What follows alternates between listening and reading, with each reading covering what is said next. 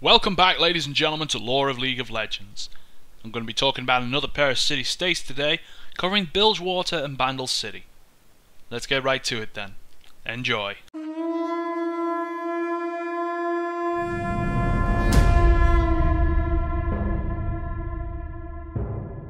Bilgewater is a city-state located on Blue Flame Island on the southeastern coast of Valoran.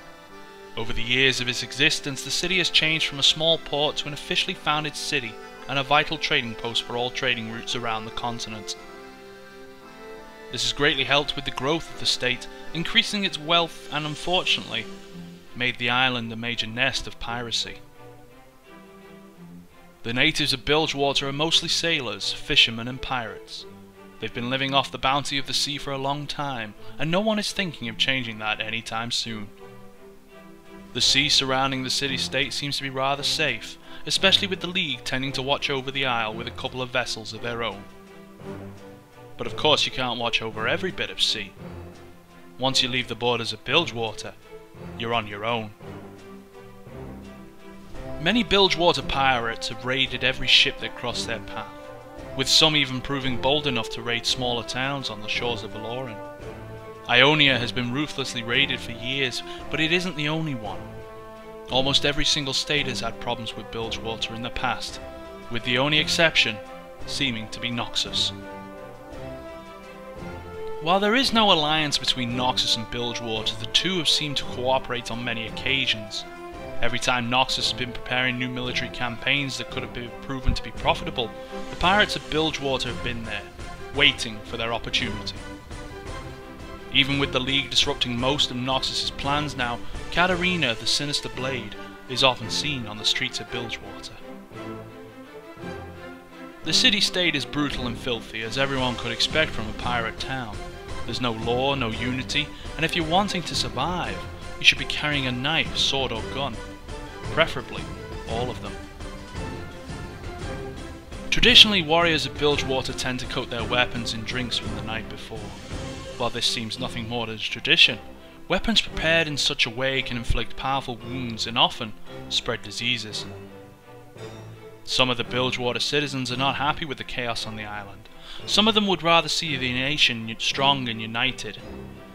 Gangplank, the Saltwater Scourge and Misfortune, the Bounty Hunter, seem to agree on that, as they both work on uniting Bilgewater society. While piracy doesn't make anyone too enthusiastic about cooperation with the people of Bilgewater, the Yordles of Bandle City seem to be especially reserved. This doesn't come as a surprise, seeing as how many Yordle ships have been raided in the past. But what is Bandle City, you might ask? Ruled by Mayor Denison Jadefellow to observe the way it works, an observer would have to pay attention to the way that the whole race lives. Yordles are far more social than humans, and they just love spending time together. Playing, talking, making fun of each other. They aren't as brutal as humans, and their mental health depends on their company. That means that Yordles living with the wrong people can easily become cruel and demented.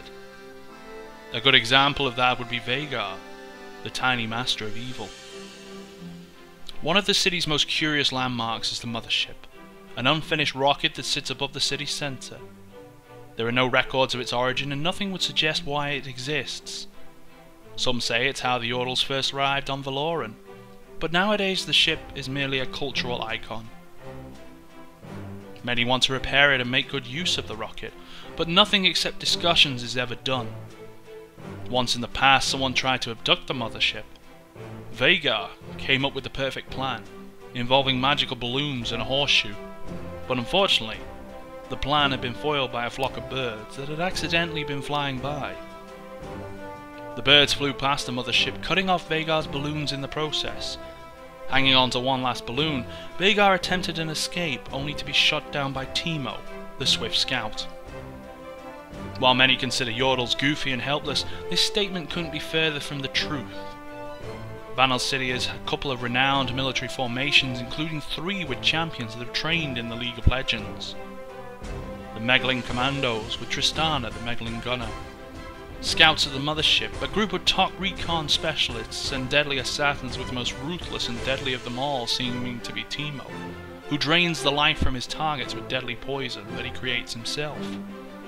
The Screaming Yip Snakes, an aerial squadron famous for their intelligence gathering techniques during missions of high risk and almost certain death. Amongst their ranks is Corky, the deadly bombardier. Of course, those are not all the champions that Yordles have representing them. Very few could forget Poppy, the Iron Ambassador, Heimerdinger, the revered inventor, Rumble, the mechanized menace, or Ziggs, the hexplosive expert. There are also a few Yordle champions that don't live in Bandle City, such as Lulu, the Phase Sorceress, or Kennen, the Heart of the Tempest. They may be small and they may look adorable at times, but remember that they are deadly, and such a mistake has cost many their lives. And that's all I've got for you this time around. Let me know what you thought of the video by hitting that like button and leaving your feedback in the comments section below. In the next episode I'll be going over the last two of the city-states, Piltover and Freljord, as well as covering the most recent events of the war in Freljord, as many have asked in the past. Thanks for watching everyone, and as always, I'll see you next time.